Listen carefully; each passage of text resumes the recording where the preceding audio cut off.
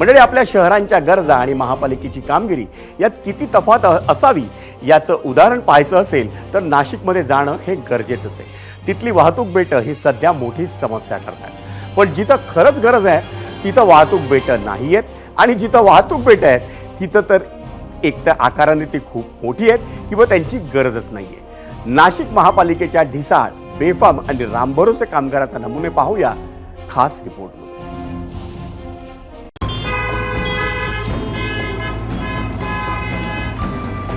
महाराष्ट्रात मुंबई पुण्याखालोखाल नाशिक हे महत्त्वाचं शहर आहे. इथे उद्योगधंदे तर वाढत आहेतच, मात्र 2च वर्षांनी सिंहस्थ कुंभमेळा देखील भरणार आहे. मात्र या नाशिक शहरातली वाहतुकीची आणि रस्ते सुरक्षेची अवस्था बिकट आहे. याला बऱ्याच अंशी कारणीभूत आहे नाशिक महानगरपालिका. आता तुम्ही म्हणाल, वाहतूक नियंत्रणाचं काम तर पोलिसांचं आहे, मग त्याला महानगरपालिका कशी जबाबदार असेल? याचं उत्तर आहे वाहतूक बेटांचं लोकेशन आणि सिग्नल बसवण्याच्या प्रलंबित मागण्या. वाहतूक बेट ही नाशिककरांसाठी मोठी डोकेदुखी ठरत आहे. वाहतूक बेट हवीत त्यात काही वाद नाही, पण त्यांचं लोकेशन आणि आकार गरजेला धरून नाही आहेत. नाशिक शहरात एकूण 75 वाहतूक बेट आहे. यातील अनेक ठिकाणी त्यांची गरजच नाहीये.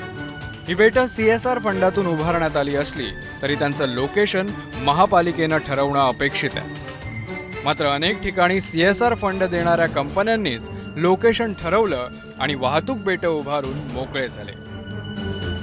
काही ठिकाणी सिग्नल अत्यावश्यक आहे, मात्र केवळ वाहतूक बेटांवर नागरिकांची बोळवण करण्यात आली आहे. अनेक चौकांमध्ये तर ना वाहतूक बेट आहे ना सिग्नल. त्यामुळे अनेक गंभीर अपघात घडतात. याची जबाबदारी महापालिका घेणार का? आपल्याकडे लोक किती बेशिस्तपणे वाहन चालवतात हे माहीत असूनही महापालिकेला याचं गांभीर्य नाही का, असा सवाल नागरिक विचारतायत. रितसर नियोजन आणि काटेकोर अंमलबजावणी याची महापालिकेला ॲलर्जी आहे का, असा सवाल अनेक वाहतूक तज्ज्ञांनी विचारलाय. ज्या ठिकाणी खरंच वाहतूक बेटांची आवश्यकता आहे त्या ठिकाणी वाहतूक बेट हे पाहायला मिळत नाही. मी सध्या नाशिकच्या अशोक स्तंभ परिसरामध्ये आहे. या ठिकाणी कोणतंही वाहतूक बेट नाही आहे. या ठिकाणी सिग्नल यंत्रणा नाही आहे. मोठ्या प्रमाणात वाहतूक कोंडी होते. अपघातांची संख्या ही दिवसेंदिवस वाढते. आपण जर बघितलं तर या ठिकाणी वाहतुकीला मार्गक्रमण कळावं यासाठी ज्या इथे 3 ड्रम या ठिकाणी ठेवण्यात आलेले आहे. हाच परिसर आहे. या परिसरातून कॉलेज रोड असेल, त्यासोबत अवघा 2 मिनिटाच्या अंतरावर पोलीस आयुक्तालय असेल, त्यासोबत भोसला मिलिटरी स्कूल असेल, KTHM कॉलेज असेल, या मोठ्या वर्दळीचा भाग आहे. त्यामुळे या परिसरामध्ये वाहतूक बेटची आवश्यकता असताना देखील नाशिक महानगरपालिकेने या ठिकाणी कोणतीही वाहतूक बेटाची प्रयोजन जे आहे ते केलं नसल्याचं या ठिकाणी पाहायला मिळते. आता जाऊयात त्र्यंबक रोडवर. तिथे एका चौकातलं वाहतूक बेट खूपच मोठं आहे.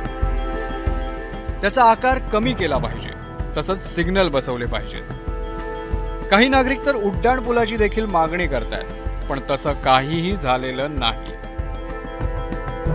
बेट थोडेसे छोटे करायला पाहिजे आणि ते प्रत्येक माणसाला घाई झालेली असते, कोणीही थांबत नाही. सिग्नलची पण इथं आवश्यकता आहे, ते व्हायला पाहिजे गोष्टी. त्र्यंबक रोड आहे मोठा, हो, रहदारी खूप असते इकडे.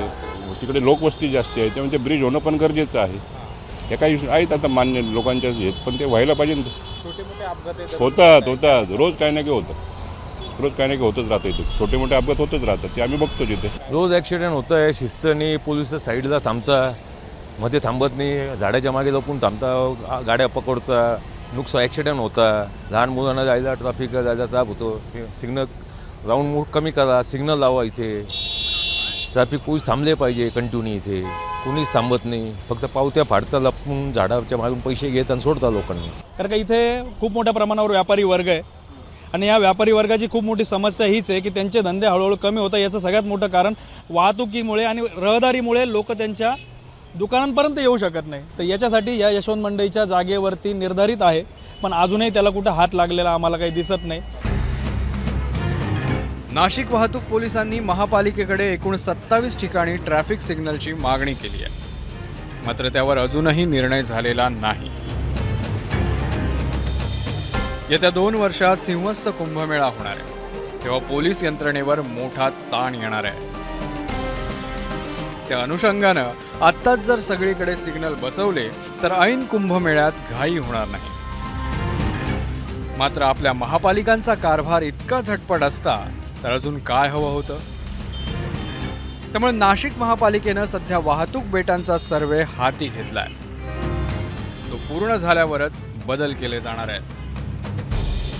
आगामी सिंहस्थ कुंभमेळा जो येणार आहे त्याकरता 2 वर्षात सर्वच वाहतूक बेटा आम्हाला विकसित करायचे आहेत. मग त्या ठिकाणी आम्ही त्या प्रकारचे म्युरल्स थीम्स देत आहोत आणि त्याप्रमाणे आम्ही डेव्हलपमेंट करणार आहे. रस्त्यांवरील सिग्नल, वाहतूक बेट, गतिरोधक, त्यावरील पांढरे पट्टे, अन्य स्ट्रीट फर्निचरची उभारणी ही सगळी जबाबदारी महापालिकेची आहे. त्यासाठीच आपण सगळे मालमत्ता कर आणि अन्य कर भरत असतो. पण बदल्यात मिळतो तो नाशिक महानगरपालिकेसारखा ढिसाळ कारभार. जोपर्यंत अधिकाऱ्यांना सरकार जाब विचारत नाही आणि दोषी अधिकाऱ्यांवर नियमित कारवाई होत नाही तोपर्यंत फार काही सुधारण्याची आशा नाही. शुभम बोडके, ABP माझा, नाशिक.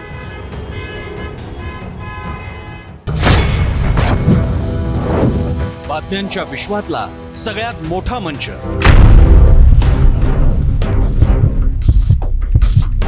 अचूक, थेट आणि निष्पक्ष. बातम्यांच्या त्याच जगात पुन्हा येतोय आणि घेऊन येतोय चर्चा जनहिताची. नमस्कार, मी प्रसन्न जोशी. आता भेटूया 0 आवर मध्ये सोमवार ते शुक्रवार रात्री 7:56 फक्त ABP माझावर. ABP माझा, उघडा डोळे बघा नीट.